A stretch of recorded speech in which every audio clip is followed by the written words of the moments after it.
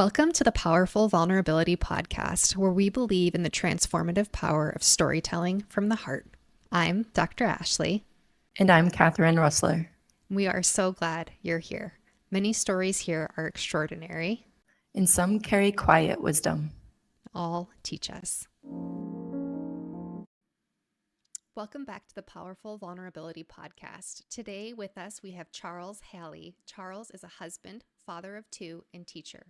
He has spent the majority of his adult life in service and standing in solidarity with people groups around the world. Yeah, thanks, Ashley and Catherine, for having me on. Charles, can you tell us what led you toward a journey of service? Back over the last few decades, that a lot of it just started from having a lot of fortunate experiences, being able in high school to go and kind of get outside of myself and my community and my bubble, the world I knew, which was very small, a lot smaller than I realized. And a lot of it just was taking week-long trips, sometimes to different places in the US, other times to other countries in Central America and the Caribbean, and really starting to understand the realities of life that I had never experienced. So whether that was poverty, whether that was trauma, whether that was just the challenges of life that, again, fortunately had not experienced, but now starting to realize, one, there's a lot of people in our world that have had a lot of difficulties, and I have felt, for me, a lot of it has come from a place of trying to practically, tangibly live my faith, and in beginning to meet people and build relationships with people and families and communities. That idea of faith and justice became the different sides of the same coin. And I think over time, that's what has continued to take shape in a lot of different expressions, but at its core, that's what it is. What were some of the key motivating moments for you to continue this journey? I think there's a lot of reasons people give up.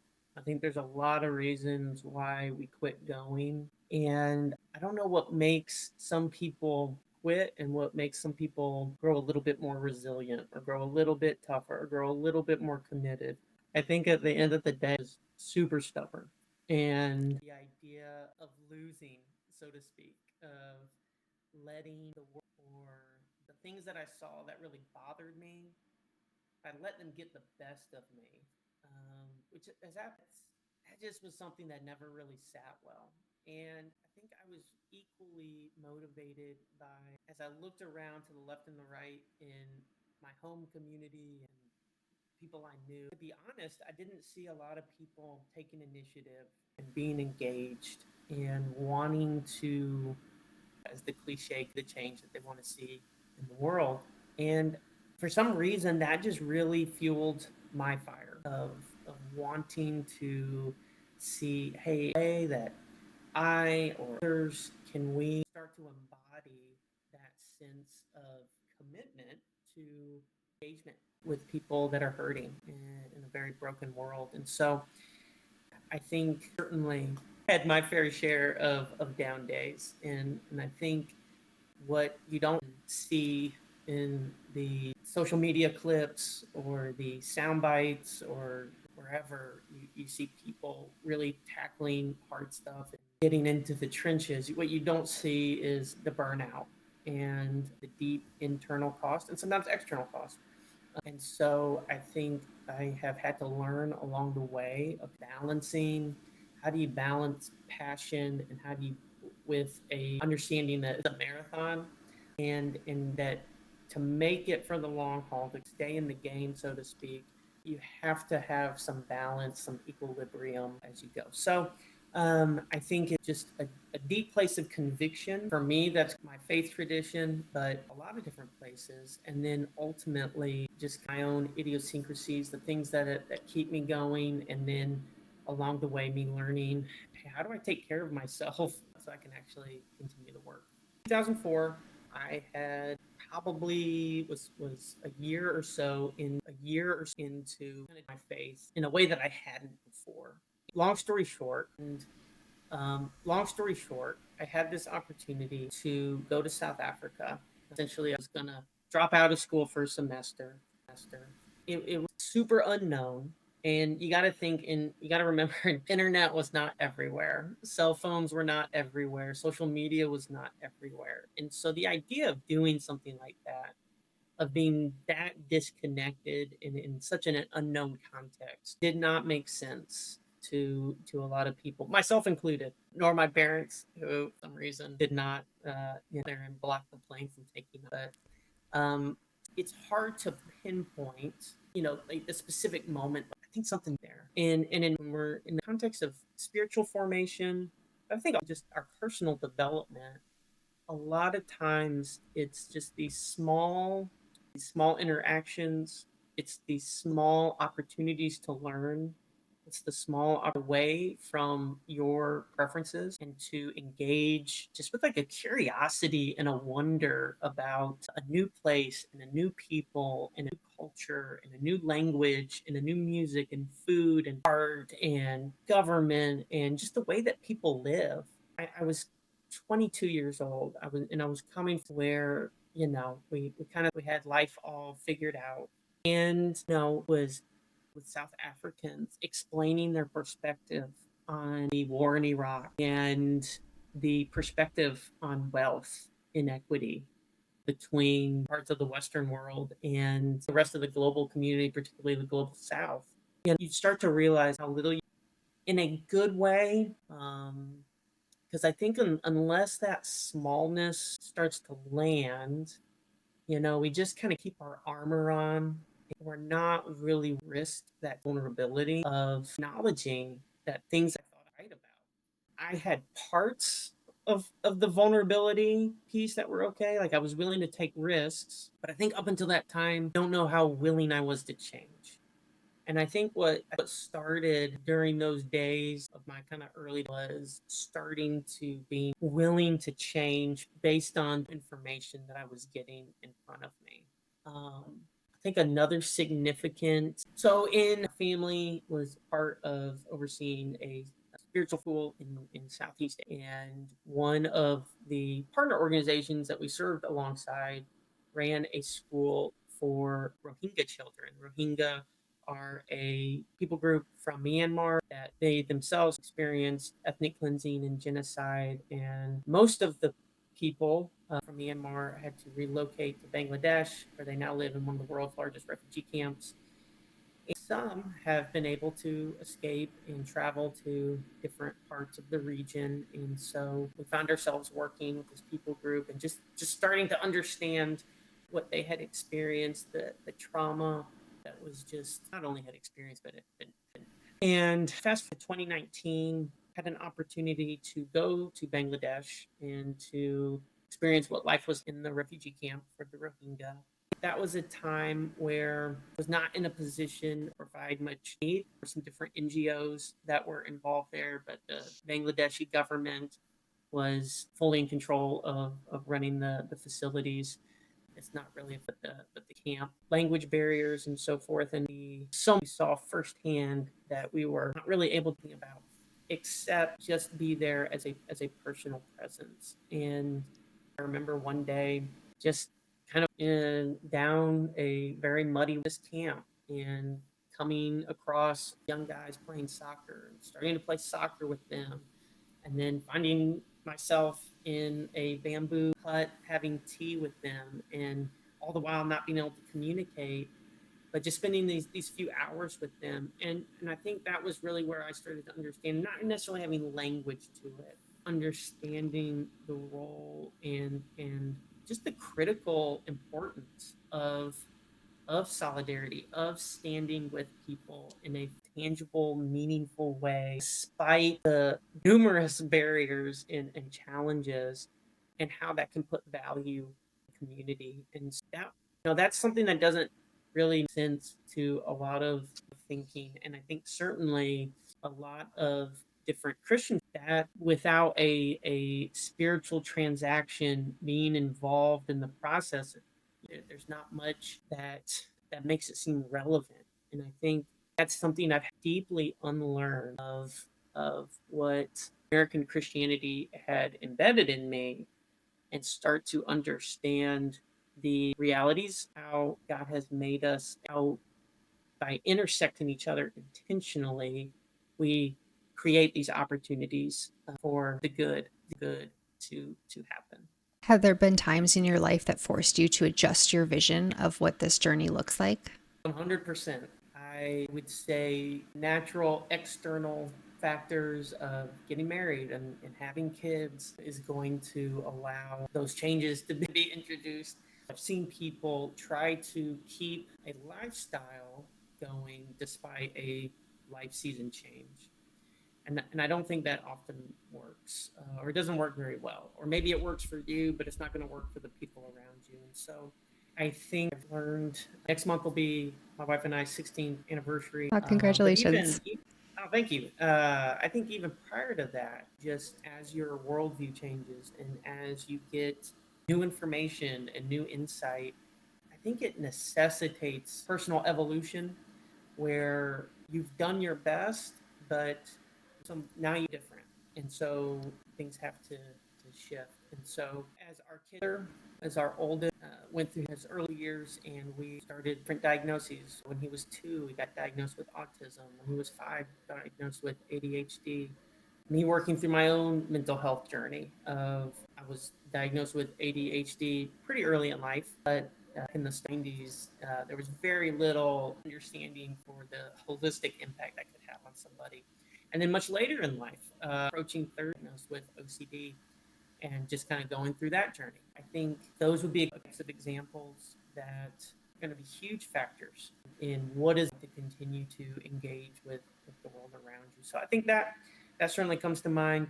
I think one that has happened for us, apart from mental emotional health or life stage changes, is just a recognition of your understanding enough. And so for me and my wife, through in a big way about 6 or 7 years ago, and certainly into 2020, in terms of this and understanding the complexities of race, impact of whiteness, the impact of social hierarchy in our own country. I think, as I said, very fortunate to have a lot of experiences in getting to serve and walk with people in an overseas or international context. What that created in me was maybe some lack of formation as it relates to our own communities and the people in the United States. And so last 6, 7 years, that's been a big part of growth in our lives, is just understanding the complexity of life here and the impact of our history. And then what does that look like towards equitable living for everybody here? So at the end of the day, you have to stay humble, that humility that allows us to grow and change as we go into different seasons. Are there any particular stories or relationships or people that particularly touched you over the years that you would like to share with us? Yeah, funny moments that stay with you. A lot of times they're not even necessarily the experiences or stories that you want to pass along to your fundraising team or people back home. A lot of times I think is truly encountering another's humanity that has most impacted me. And a lot of times it has been people that trained to not see, that we all of a sudden see a more profound way. I think that happened several times when we were living in India. We spent some time in Kolkata and we were on our way to work with kind of a particular area of town that was known for trafficking and issues and trauma associated with it. And on our way over, we were walking on the side of the street and there was a beggar and legs on the concrete, and people interact with experiencing homelessness and those challenges in India. And for some reason, I felt just compelled to stop and did not speak English, but gave him something and we held hands, and just kind of eyes. And I don't really have the language. It happened 10 years ago, and I don't have the language of being able to articulate the way that I experienced him as a child of God, as a reflection of divine.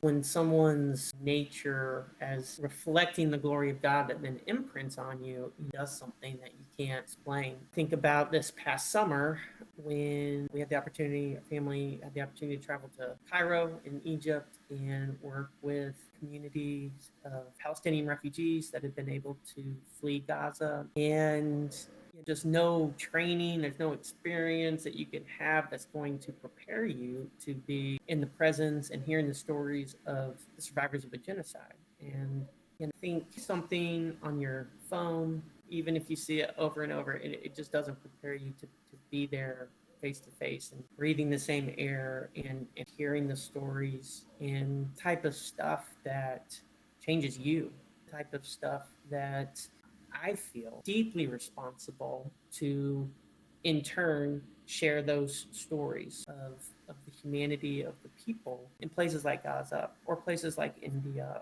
in the inner city of the United States, of the deep suffering and deep poverty and deep humanity that is there that too. And a lot of times we ignore, we choose not to see, and in doing, dehumanize those. But for me, those experiences that I think when I question, what are we doing? What's the point? Why keep going? This is so hard. That's is the why. Tell us about the circumstances that led you to that experience working with refugees from what more can you tell us about that experience? For our family, a lot of our journey has been just kind of to the next thing that's in front of us. We did not start at a place of waking up and saying, like, hey, we need to fly across the ocean and go see what we can do. A lot of that, a lot of the journey with Palestine started by people after October 7th, 2023. And I like, man, why so unaware of the situation that Palestinians prior to this? Because this is not a conflict that started on October 23. It started even before 1948, certainly since then. And, I've had kind of key inflection moments over the last 25 years. And it's just been interesting how circumstantially there were reasons why. In the second intifada, I was in high school and just had no clue what was going on around the world. 2006, 2007, as Hamas went to power, I was in Iraq teaching English, buried for the part of a couple of years. Looking at some of the events that happened in the 2010s, in India, we were in Malaysia, there were different things. And I don't offer that as an excuse, just a recognition of, there's need all around us, that it's for it to get lost. And it's easy for us to kind of be what's right in front of us. As the turned into months after October 7th, it certainly became, I was much more aware of. And during Christmas of 2023, a guy named Isaac, who is a Palestinian Christian theologian, gave a sermon called Christ in the Rubble, and just kind of went viral. It was on a podcast, and this was in January of 2024, started describing what was happening. And like many, just kind of into this, what was every, people in Israel, the Palestinian territories, this is not, so I'm just kind of getting caught up, trying to educate myself, trying to understand what's going on. And there was an opportunity during Holy Week that year, which was into March, beginning of April, to go to Philadelphia where they were doing some demonstrations, and felt a impulse to take a chance and for our family to go. And something got deeply during that week. We were marching and demonstrating, and again, just take the next. So that led to advocacy work here in the States, joining in demonstrations, creating awareness. Kind of fast for 2025, as things just were getting so bad throughout 2024. And I think just beginning of 2025, something kind of broke in us of it was set up. We're like, okay, we need something a little bit more tangible. And I saw a piece done about how children from Gaza being medevaced to surrounding countries in the Middle East for medical care. And there wasn't extensively happening to where these little communities and pockets of people were showing up. And so just started researching, and where this is certainly not being covered by mainstream media in the US. And long story short, came across an article from an English speaking newspaper in Cairo that was talking the huge influx that had happened since the beginning of the war to somewhere in the range 150,000 to 250,000 Palestinians, primarily from Gaza, that had fled, and whether, getting across the pain, traffickers, human smugglers, other means had kind of made their way to gotten medevac there. But you had just fractured that because they did not have legal refugee status in Egypt. It was not recognizing Palestinians as refugees as such. They had no access to services. So kids couldn't go to school. Medical care was not being supported.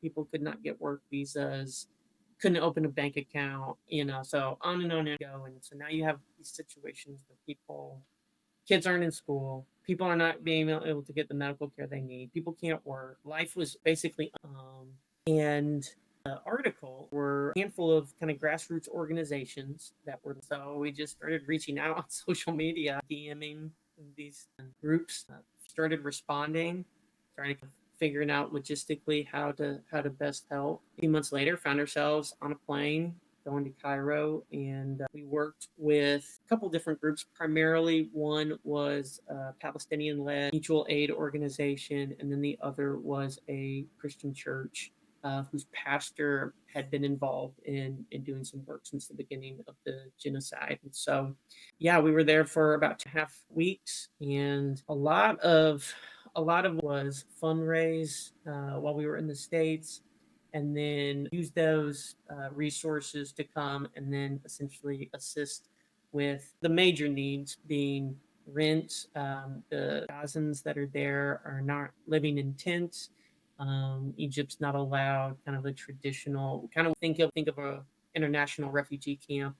And so people are living in apartments. They need to pay rent.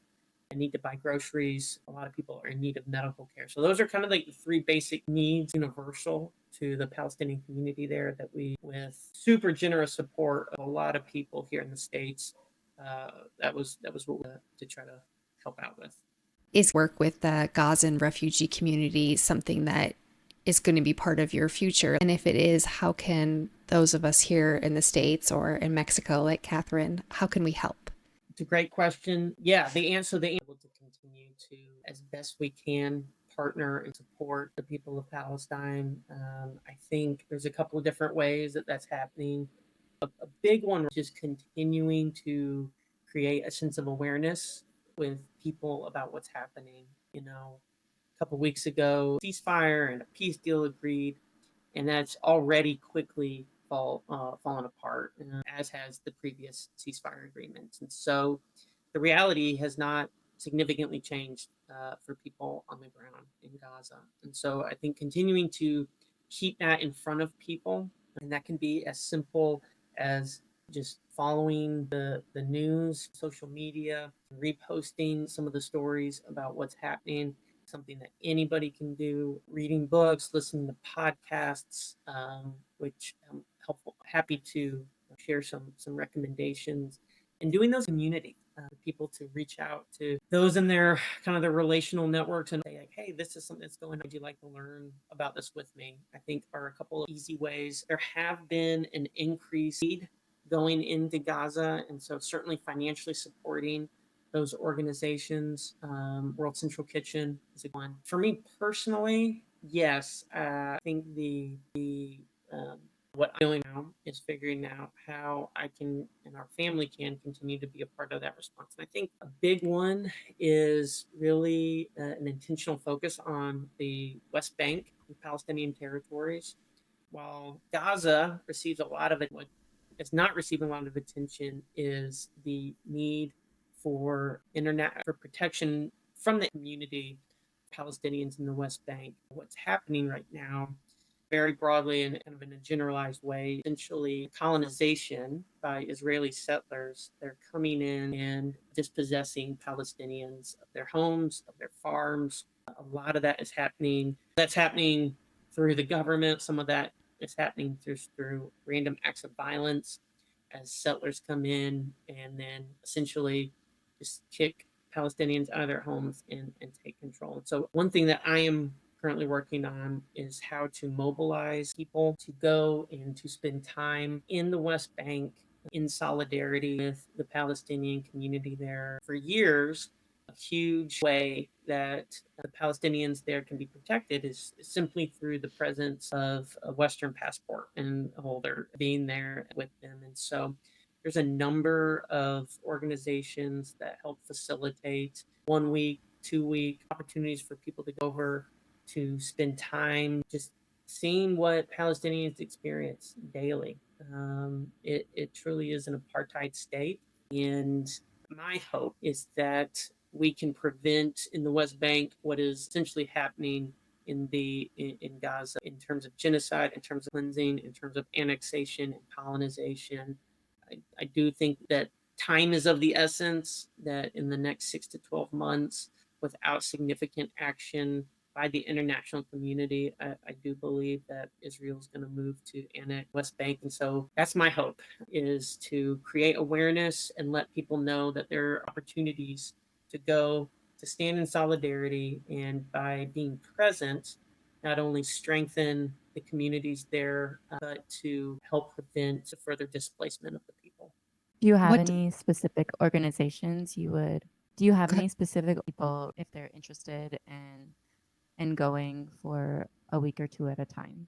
There are some great faith-based organizations. So if interested in kind of having a larger perspective and kind of a view, big picture of what's happening, an organization called Friends of Sabeel North America, which the acronym FOSNA, FOSNA, sends delegations from all walks of life over for 10-day solidarity tours. When we say tour, just meaning to be able to have a survey of the land and to see what the Palestinian experiencing, to hear from them firsthand. If people are interested in working actually on a farm, spending time instead of getting to see a lot of kind of the 30,000 foot view, to actually be on the ground. There is a group called Tent of Nations that takes volunteers from anywhere from 1 week to 3 months, which is a really opportunity to help, not just in a practical way, but to better understand the reality of life. Those are two that come to mind, but there are several others in Bethlehem, Ramallah, that people can find. And Solidarity mean to you, and how can we incorporate it into our daily lives if we can't go on one of those trips or travel to Cairo or the West Bank? I think for solidarity begins. I think it means I'm intentionally choosing to see you, humanity, and to recognize your story and your experiences, to hear those, to believe you, and to place value on that. And then it allows me to then be in a position to hear from someone else what they need, what they're hopeful for, how their voice, like solidarity, is be informed by both parties' kind of social location. Me, as a white male living in America, this culture has afforded a certain amount of privilege while not allowing it for others. And so for me, solidarity looks like how can I leverage the privilege, power, platform, position, amplify the voices of others. So that requires and my preferences and my things that I want, and then recenter someone else. And so, I think there is a process that we have to understand the realities of privilege, to understand the realities of power dynamics, to understand the realities of wealth and poverty and socioeconomics. And I think as we kind of start to understand again kind of where we find ourselves on this continuum, we're privileged in particular, I think, have a responsibility to who are those that have been disenfranchised at their own expense, that I can partner with to a way towards. That's not to say savior and I'm here to everything. It is about empowering a person, a family, a community at my own expense to, to uplift. And I think that's something that we are starting to better understand, that it is not necessarily the role of those that are more fortunate, those are more privileged, to then go and fix and save. People don't need us to come fix and save. The people don't need us to come fix and save. The people in the inner city don't need us to come fix and save. The people in any place don't need that. Those people are fully job is to come in and say, how can we best serve? How can we best help? How can we best support? And I think as we do that, we simultaneously take ourselves out of the center and the spotlight, and then can best serve and support the rightful leaders of that community. I would like to dig in. One thing Dr. Ashley and I, as parents, are living through and have lived through is how do we balance and complement our outward commitment to community and practicing solidarity, and in the daily and in the more strategic sense, taking care of children and making sure they have what they need to thrive. Especially, all of us have some higher needs kids, and it's spectacular, but there's also a cost in other parts of our lives. So it's really interesting to me on a personal level, and I think for a lot of people, and how you've worked through that so far and what you're working through currently. I think we've had our kids, raised for ourselves. I think that pretty early on, we had to transition from outcome-based lifestyle to a process lifestyle, meaning in recognizing our own kids' limitations and our own limitations. That when we focus on outcomes, meaning we have this clear goal in mind that we want to achieve, which becomes our agenda, which becomes our focus, then we start to kind of hang on really tight to, I have to get this, I need this, I have to reach it. It has to look a certain way. And I think when we were able to pivot to more of a based approach, it allowed us to on creating and sustaining, and then in some ways the kids self-direct themselves without mom and dad kind of dictating what was going to happen. So that's been for us, and I think has helped us stay for the most part healthy and it with me, because I think we've had to learn and adjust. Who are at 5 and 3 is not who 9 and 7. It's not who they are now at 13 and 11. I think when you get in your mind like, we should be at this milestone, or I want this to have happened now, I think that becomes pretty problematic pretty quickly and creates some toxicity in the family. So it's looked more, wife and I staying in dialogue about opportunities that are around us. Where do we feel like we're being into? Where do we feel like we can say yes? And what do we feel like we can say no to? And having to really honor that, and specifically honor where our kids are at. I can kind of give you some examples. So we have had a lot of opportunities the last few years. Nice about being teachers is you get these different breaks that we've been able to say yes to things happening in our country, things happening across the globe. So we talked about Cairo. In March, we got to California and the wildfire relief response. We've gotten a chance to travel to El Paso and work with that have been coming across the border. Those have been amazing. People don't see is that we can't do anything from about 5 p.m. to 7:30 p.m. because we have to be on the same dinner schedule, bedtime routine every single day. So we can say yes to some things that seem really difficult. Other things like the simple, like, hey, you guys want to meet up for dinner at the pizza place down the street? We're like, we can't. I think for my wife and I, had to quickly just kind of to this place of we can't do what others can. We have to have grace for ourselves if life looks different for us and our kids. And we can't live someone else's life. And there are things that our family is uniquely built for. So how do we step into those? And again, looking at a process-based journey and it's like, man, what are the things that we want to see in our kids? How can we connect the dots to some where they grow, and it doesn't look a certain way, but they can start to take ownership over their own development. What do you want your kids to learn? You know, my dad and I have a good relationship now. We didn't have a relationship when I was growing up. That was something like I deeply, deeply yearned for. In the gaps that I experienced there, I very to necessarily recreate, but to have a different in the relationship I have, or specifically how our kids experience me, which in no way is perfect and can easily you kind of swing too hard. You don't want to do that. But, I went through a lengthy process it was all the time I was getting married, of realizing a lot of hurt that I had caused, and um, went through a process of just seeking forgiveness and reconciliation with others. And I think that has been helpful because I experienced almost to a person just incredible grace, from others of whom were not necessarily Christians, most of whom had to offer it, but they did.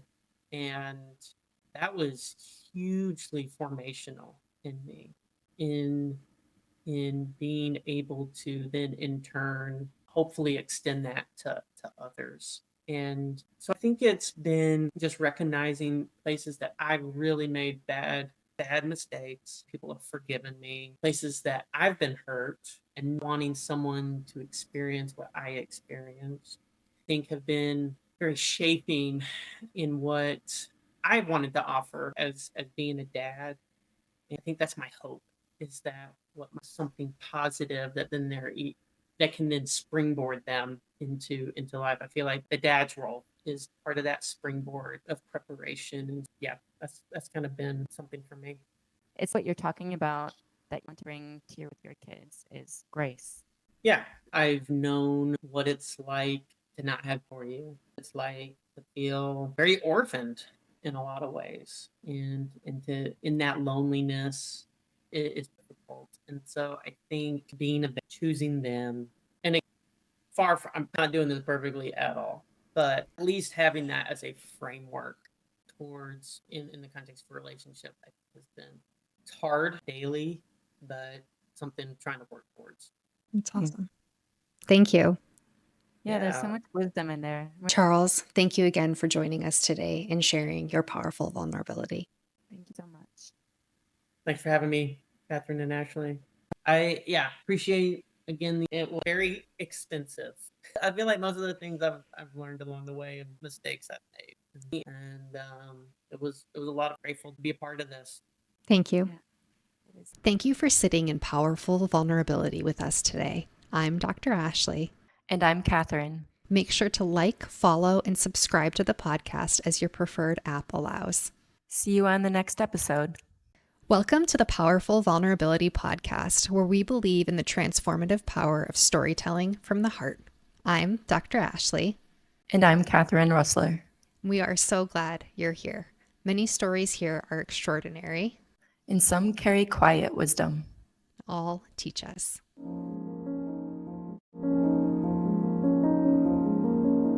Thank you for sitting in powerful vulnerability with us today. I'm Dr. Ashley. And I'm Catherine. Make sure to like, follow, and subscribe to the podcast as your preferred app allows. See you on the next episode.